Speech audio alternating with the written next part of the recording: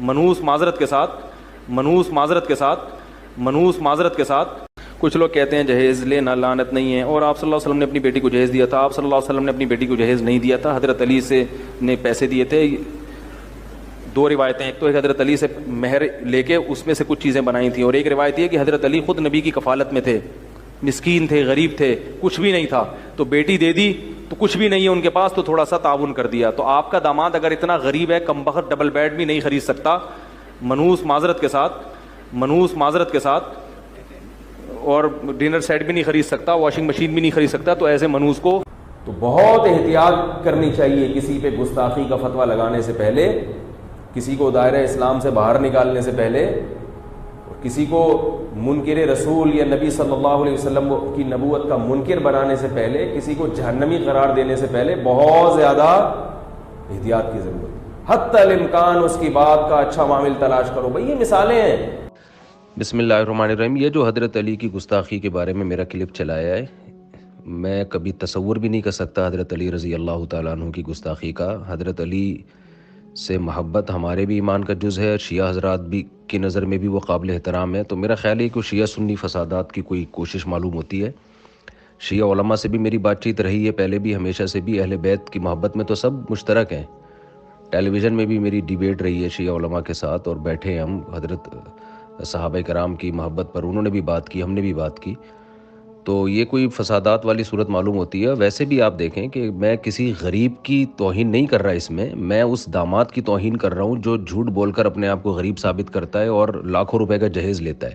خدا نخواستہ اگر غریب کی توہین میری مقصد ہوتی اور تو پھر تو سب سے بڑے مسکین تو نبی صلی اللہ علیہ وسلم تھے، جن کے گھر میں 40 دن چولہا نہیں جلتا تھا، تو کیا میں پیغمبر صلی اللہ علیہ وسلم کی توہین کروں گا یا میں اہل بیت کی توہین کروں گا؟ تو یہ پورا بیان جس سیاق و سباق میں ہے، اس میں اتنا برا بلا جو آدمی کسی کو کہہ رہا ہے تو وہ اس داماد کو کہہ رہا ہے جو گھنا بن کے جہیز لے رہا ہوتا ہے۔ میرے ہمیشہ جہیز کے خلاف بیانات ہوتے رہے ہیں، اور میں جہیز لینے والے داماد کو اسی طرح سخت الفاظ سے یاد کرتا ہوں۔ تو یہاں اس جہیز لینے والے شخص کو برا بلا کہا جا رہا ہے جو لالچی ہونے کی بیس پہ جہیز لیتا ہے۔ حضرت علی رضی اللہ تعالیٰ عنہ سے محبت تو بھئی ہمارے ایمان کا جز ہے، اور میرے بہت سارے بیانات ہیں حضرت علی کی فضیلت پر جو ٹیلی ویژن چینل پر بھی میں دے چکا ہوں، اور میرے اپنے چینل سے بھی نشر ہوئے ہیں۔ اہل بیت کی محبت، اہل بیت کی فضیلت، حضرت علی رضی اللہ تعالیٰ عنہ کی توہین کا میں سوچ بھی نہیں سکتا۔ میں سمجھتا ہوں جو آدمی حضرت علی کی توہین کرے وہ اسی وقت مرتد ہے، اسلام سے خارج ہے وہ۔ تو اس لیے میرے بیان کو غلط کٹنگ کر کے نہ چلایا جائے اور اس کو ایشو نہ بنایا جائے، اور سہج سنجیدہ شیعہ علماء بھی اس کی حوصلہ افزائی نہیں کریں گے جو میرے ساتھ بعض لوگوں نے جو حرکت کی ہے۔ میں حضرت علی رضی اللہ تعالیٰ عنہ کی عزت کرتا ہوں، اور حضرت علی سے محبت کو ایمان کا جز سمجھتا ہوں، اور حضرت علی کی توہین کرنے والے کو اسلام سے خارج سمجھتا ہوں۔ کسی کے الفاظ کے ظاہر کو پکڑ لینا اور اس سے فتنہ کھڑا کر دینا، یہ کن لوگوں کا کام ہے؟ فتنہ پرستوں کا کام ہے۔ پھر وہ علماء سے کہتے ہیں اس کی وضاحت کرو، پھر وہ وضاحت کریں گے تو اس وضاحت کی بیان میں سے کچھ پکڑ لیں گے، پھر اس وضاحت کی وضاحت، پھر اس وضاحت کی وضاحت، تو عجیب سا ملغوبہ بن جائے گا۔ تو خود بخود ہی یہ کام کیوں نہیں کر لیتے کہ جو شخص بیٹھا ہے لوگوں کے سامنے دین کی بات کر رہا ہے، اس کے بارے میں اچھا گمان رکھ لو کہ وہ غیر مسلم نہیں ہے، وہ گستاخ رسول نہیں ہے، وہ کیوں گستاخی کرے گا؟ وہ قرآن کا منکر نہیں ہے۔ جب وہ کوئی بات کرے جس کے دو مطلب نکلتے ہوں تو خود بخود اس کو اچھے مطلب پر محمول کرنا ہماری بولتے کیوں نہیں ذمہ داری۔ بات آ گئی سمجھ میں؟ نہیں ہے میرا خیال۔ تو اب جو یہ یوٹیوب پہ آتا ہے نا کہ فلاں نے یہ بیان دیا، تو اس طرح یہ تحریروں میں بھی ہے۔ تحریروں میں بھی اگر کوئی ایسا پہلو نکل رہا ہے گستاخی کا، لیکن اس کا ایک اچھا پہلو بھی نکل رہا ہے، تو شریعت کیا کہتی ہے؟ اس کو گستاخی پر محمول کرنے کے بجائے صحیح معامل تلاش کیا جائے، اچھا معامل تلاش کیا جائے گا، اس کا اچھے یعنی لفظوں میں یاد کیا جائے گا اس کو۔ اس کی مثال ایسے ہے، دیکھو کوئی شخص یہ بیان کرے، میرے پاس تو زیادہ تر لوگ مولانا طارق جمیل صاحب کے کلپ بھیجتے ہیں، انہوں نے یوں کہا، تو کیونکہ مشہور وہ ہیں زیادہ، ان کی تقریریں زیادہ مشہور ہیں، انہوں نے بیان میں یہ کہا کہ اللہ نے جنازہ پڑھایا نبی صلی اللہ علیہ وسلم کا، تو یہ تو گستاخی ہو گئی۔ میں نے کہا اس میں گستاخی کیا ہو گئی بھائی؟ ہاں یہ الگ بات ہے کہ یہ حدیث سند کے لحاظ سے بہت کمزور ہے، اتنی کمزور روایت ہے، یہ تاریخی واقعہ، کوئی روایت بھی ایسی نہیں ہے، تو میں اس واقعے کو درست نہیں مانتا۔ یہ جو اللہ کا نے جنازہ پڑھایا، اس میں اختلاف رائے ہو سکتا ہے، ایک عالم کی یہ رائے ہو سکتی ہے کہ کوئی بھی تاریخی روایت ہے تو اس سے کوئی فقہی مسئلہ اگر ثابت نہیں ہو رہا تو اس کو بیان کرنے میں کوئی حرج نہیں ہے، اس سے کوئی حلال و حرام کا مسئلہ ثابت نہیں ہوا۔ دوسرے مولوی صاحب کی یہ رائے ہو سکتی ہے کہ نہیں بھائی اس قسم کی چیزوں میں روایت ذرا ٹھیک ہے، بہت زیادہ صحیح روایت نہ ہو لیکن بہت کمزور بھی نہ ہو، تو یہ اختلاف رائے ہو سکتا ہے، لیکن اس میں گستاخی کا پہلو نکالنا یہ زیادتی ہے بھائی۔ گستاخی تو جب ہوتی جب کوئی کہتا معاذ اللہ نقل کفر، اللہ کا جنازہ معاذ اللہ پڑھا گیا، نقل کفر، کفر نباشت، معاذ اللہ، اس میں گستاخی کہاں سے نکل آئی؟ اس طرح کی چیزیں تو حدیث میں بھی ہیں۔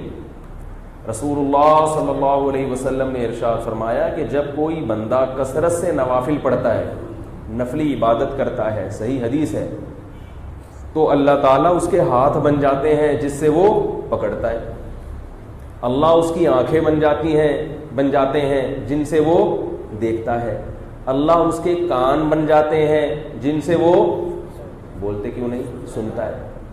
اب اگر ہمارے زمانے میں کوئی مولوی صاحب ممبر پہ بیٹھ کے یہ مثال دے دیں کہ تم کثرت سے عبادت کرو گے تو اللہ تمہارے ہاتھ بن جائے گا، تم کثرت سے عبادت کرو گے تو اللہ تمہاری آنکھیں بن جائے گا، کم از کم 1,85,00,000 کلپ اس کے خلاف مارکیٹ میں آئیں گے کہ گستاخ یہ اللہ کو کبھی کہہ رہے ہاتھ بن جاتا ہے، اللہ کو کبھی کہہ رہے آنکھیں بن جاتا ہے، اور آنکھیں بھی اس کی بن رہا ہے، اس سامنے والے کی، جس سامنے کوئی بھی ہو سکتا ہے۔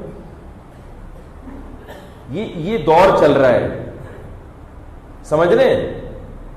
یہ فتنے کا دور ہے، عمل زیرو مگر باتوں کو ایسا پکڑتے ہیں۔ تو یاد رکھو یہ لوگ دین کی خدمت نہیں کر رہے، لوگوں کو دین سے دور کر رہے ہیں، تبھی لبرل طبقہ دین سے اور دور ہو رہا ہے، علماء سے اور دور ہو رہا ہے کہ بھائی ان کا تو کچھ پتہ نہیں کب کون سی بات پکڑ لیں۔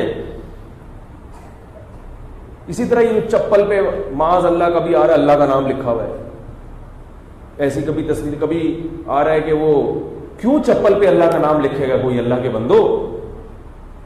ذرا سی بھی کوئی دائیں بائیں لکیریں گھوم رہی ہوتی ہیں نا یوں کر کے، اس کو بنا دیتے ہیں کہ چپل پہ کیا لکھا ہوا ہے، فلاں کمپنی نے چپل پہ اللہ کو، لہذا فلاں کمپنی کا بائیکاٹ کرو۔ کمپنیوں کا بائیکاٹ تو نہیں ہوگا، اس سے لوگ بالآخر آہستہ آہستہ علماء سے دور ہونا شروع ہو جائیں گے کہ یار ان مولویوں کو کوئی پتہ نہیں یہ کب کس چیز کو پکڑ لے۔ ایسے لوگ اسلام دشمن بھی ہو سکتے ہیں۔ اسی طرح یہ بھی میسج بہت چلتے ہیں، فلاں امریکہ کے فلاں شہر میں ایک فلم بنائی گئی ہے جس میں فلانی بزرگ کا مذاق اڑایا گیا، جس میں نبی کا مذاق اڑایا گیا۔ لوگ بغیر تصدیق کے ایسی چیزوں کو واٹس ایپ پہ آگے بھیج دیتے ہیں۔